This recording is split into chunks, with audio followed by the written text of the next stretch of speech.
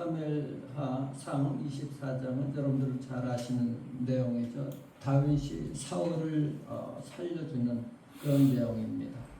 사울은 다윗을 죽이려고 3,000명을 거느리고 쫓아가고 결국은 엔게디 광야까지 이제 이르게 되는데 그 엔게디 광야에 숨었다는 얘기를 듣고 이제 쫓아간 거예요. 성경에는 광야 이야기가 나와요. 광야 이야기가 세 가지가 나오는데 모세가 이스라엘 백성들을 이끌고 40년 동안 그 가나안 땅을 향해서 가는 그 광야 여정이 나옵니다. 그 모세의 광야 이야기에서는 우상과 하나님을 구별하는 법을 배우고 하나님을 경배하는 법을 훈련받는 것이 바로 모세의 광야 이야기입니다. 그래서 그 모세의 광야 이야기 속에서는 이스라엘 백성들이 하나님을 경배하고 하나님 앞에서 살아가는 것을 갖다가 배워나가는 거예요.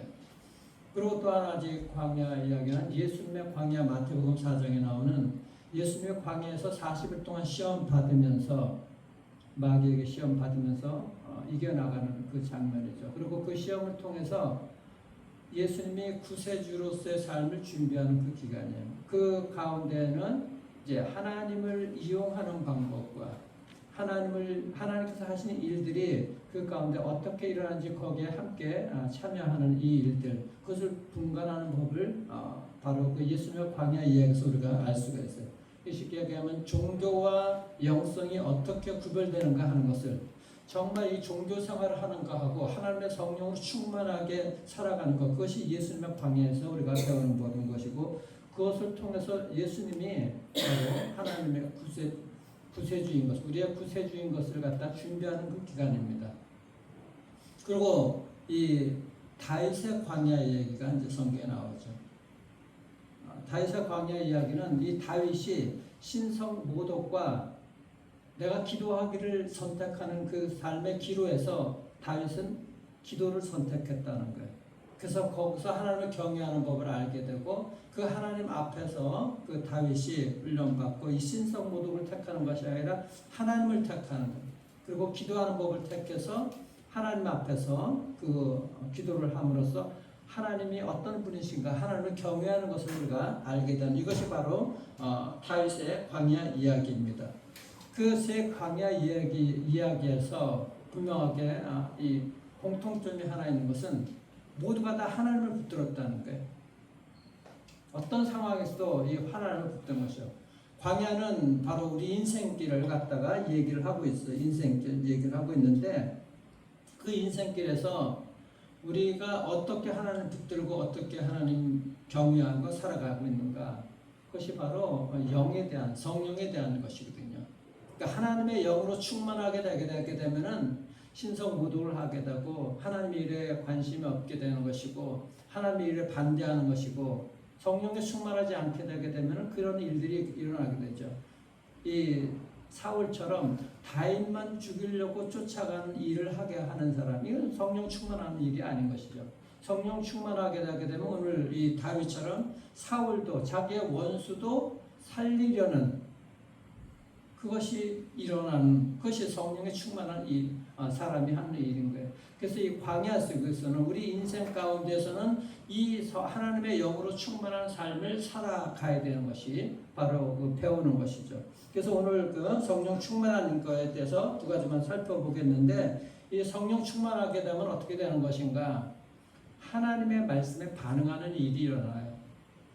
특별히 하나님께서 나에게 어떤 음성을 주시고 하나님께서 내 마음을 지적해 주시고 그렇게 되면은 거기에 반응하는 일이 일어나게 됩니다. 그래서 우리가 이 삶 속에서 이 하나님의 이렇게 말씀으로 우리가 깊이 뿌리를 내려서 그 속에서 하나님께서 무엇을 말씀하시는가 하는 것들을 우리가 알 수가 있어야 되는 것이죠. 신학교 때 그 교수가 하는 얘기가, 이런 것들을 다 여러분들이 배워가지만 가장 중요한 것은 여러분들의 삶의 속에서 이 하나님의 영으로서 어떻게 신앙의 뿌리를 내려가야 하는가, 그것이 바로 신학이다, 그렇게 말씀합니다. 우리의 삶에서 이 하나님의 말씀이 어떻게 뿌리를 내려야 되는가, 하나님께서 우리의 마음 속에서 들려주시는 음성이 있어요. 이게 하나님의 말씀을 우리가 기억하게 되고 그 말씀으로 뿌리를 내려가야 되는 거예요. 신앙 속에서, 이 삶의 현실 속에서. 그것이 정말 중요한 것이죠. 이게 정말. 그래서 주의 은혜를 받는다는 것이 뭔가 하나님께서 우리를 구원해 주셨고 하나님께서 그 구원의 은혜를 우리에게 베풀어 주신 것을 우리가 정말 감격한다 그러면 그 말씀이 살아서 그 은혜에 감격해서 우리 삶에서도 그대로 그 삶을 살아가야 된다는 것이죠. 다윗이 이 하나님의 말씀 이것이 그의 음성에 들려줬을 때 어떻게 반응하는가 오늘 것이 본문 말씀 4절 5절 한번 보시길 바랍니다. 4절 5절 다윗의 사람들이 이르되 보소서 여호와께서 당신에게 이르시기를 내가 원수를 내 손에 넘기리니 내 생각에 좋은 대로 그대로 행하라 하시더니 그것이 그날이니이다 하니 다윗이 일어나서 사울의 겉옷자락을 가만히 베니라. 그리한 후에 사울의 옷자락 뱀으로 말미암아 다윗의 마음이 찔려 이렇게 말하죠. 찔리다는 말, 마음을 치다는 말입니다. 마음을 치는 거예요. 찔리다는 그 말이 마음이 찔렸기 때문에 사울을 죽이지 못했죠. 이게 우리의 삶에서 살아있는 영성인 것이고 성령의 사람인 거예요. 이것이 하나님의 영에 반응하는 것이거든. 말씀을 주시는데 어떤 일을 행하려고 그러는데 우리 마음이 쳐요. 하나님의 말씀에 의해서 치는 것이죠. 찔리는 거예요. 자책하는 것이고 하나님의 성령의 음성에 반응을 하는 것입니다. 반응하는 거예요. 사울은 그를 죽이려고 쫓아다녔는데 그 동굴에 들어와서 다윗이 숨어있는 동굴에 그런데 그것이 기회인 것을 알고서 다윗의 부하들도 다윗에게 이때가 기회다 하고 죽이라고 그러고 얼마든지 명분이 있는 것이죠. 먼저 사울이 죽이려고 그동안 10여 년간 쫓아오고 여기까지 쫓아오는데 마침 기회가 생긴 거예요. 다윗의 부하들을 통해서는 이거보다 더 좋은 기회가 없어. 그래서 부추기고 죽이라고 얘기를 합니다. 그런데 다윗은 그렇게 하지 못했죠. 왜 그렇게 하지 못했어요? 하나님이 기름 부으신 자라고 또 그 마음에 찔린 거야. 자 보십시오. 6절 보십시오. 자기 사람들에게 이르되 내가 손을 들어 여호와의 기름 부음을 받은 내 주를 치는 것은 여호와께서 금지하시는 금하시는 것이니 그는 여호와의 기름 부음을 받은 자가 되매니라. 하나님께서 기름 부음 받은 자를 치는 것은 안 된다. 내 주를 치는 것은 내 임금을 이 땅의 임금도 하나님이 세우신 자인데 내가 그를 치는 것은 아니다 라는 그 말 그것은 자기의 마음을 치는 거야. 자기의 마음을 치지 않으면 자기가 마음이 찔리지 않아야 하면은 세상에서 자기를 공격하는 자들 자기를 적대시하는 자들을 치게 되어 있는 것이죠. 하나님 앞에서 살아가는 것이 아닙니다. 이것이 성령의 사람이 어떻게 반응을 하면서 살아가는가 절대적으로 이게 구별할 수가 있어야 되는 것이죠. 다윗은 이것을 구별할 줄 아는 거예요. 그러니까 이 사울을 죽이는 것은 바로 하나님께서 기름 부으신 자들을 치는 것이다. 즉 신성 모독이다 하는 것을 알게 되는 것이죠. 그러니까 하나님을 경외하지 않는 삶, 신성 모독하는 것, 신성한 하나님의 영 거룩한 것을 택해야 되는데 다윗은 그것을 택한 것이죠. 그러니까 신성 모독을 택하지 않았다는 것이죠. 하나님의 거룩함을 택했던 하나님의 기름 부음 받은 자를 치지 않는 것, 거룩함을 택했다는 거예요. 그러니까 하나님의 말씀에 반응을 해서 그 말씀이 찔리기 때문에 자기를 치기 때문에 반응을 하는 것.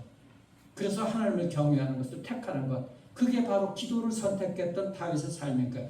다윗은 광야에서 이 세상 현실에서 그것을 그대로 현실에서 배워나가고 선택을 한 것이죠.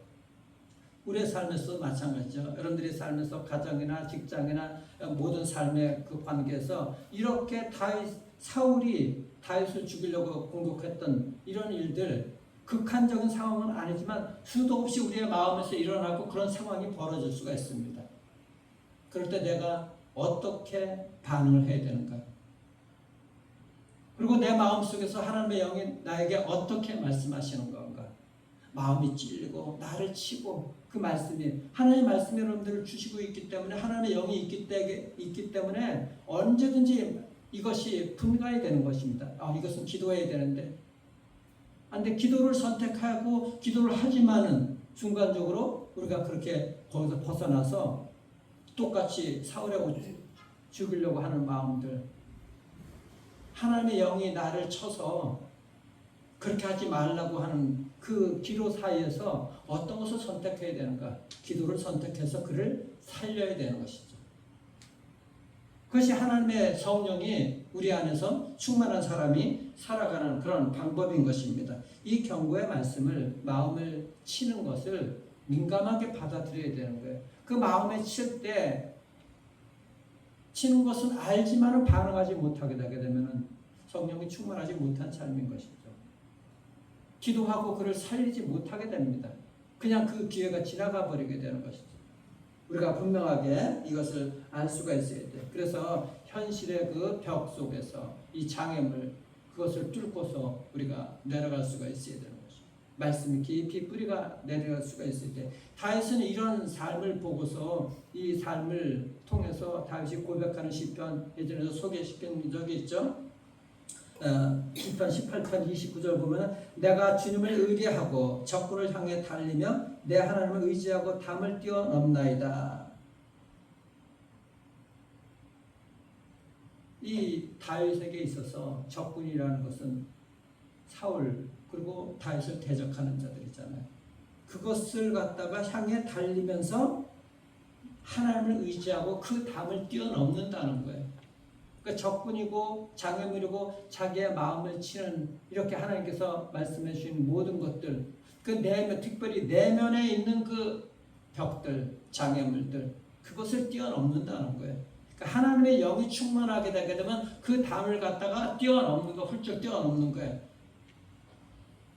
광야는 그래서 사울이 이 가득한 것이 아니라 우리가 하나님의 말씀에 반응하게 되게 되면은, 여러분들 인생 살아가게 될 때 온통 우리 주변에 나를 공격하는 것 같고 이 원수가 있는 것 같고 내가 살아가기 힘든 것 같지만은, 그러니까는 이 사무엘을 통해서 우리에게 주시는 것은 다윗에게 있어서는 온통 이게 주변에 사울 같고 자기의 원수들 같지만은 실제적으로 광야는 기도하기를 선택하게 되게 되면 그 광야는 사울이 가득한 곳이 아니라 하나님이 가득한 곳인 거예요.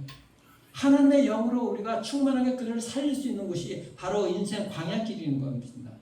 이것을 선택해야 되는 것이죠. 하나님의 사람은, 성령에 충만한 사람은 그 생명을 살리는 일들에 그렇게 선택을 한다는 것입니다. 그래서 성벽이라는 것은 하나님의 영으로 충만해서 그런 사울도 뛰어넘고 그 내 마음의 장애물도 뛰어넘는 거예요.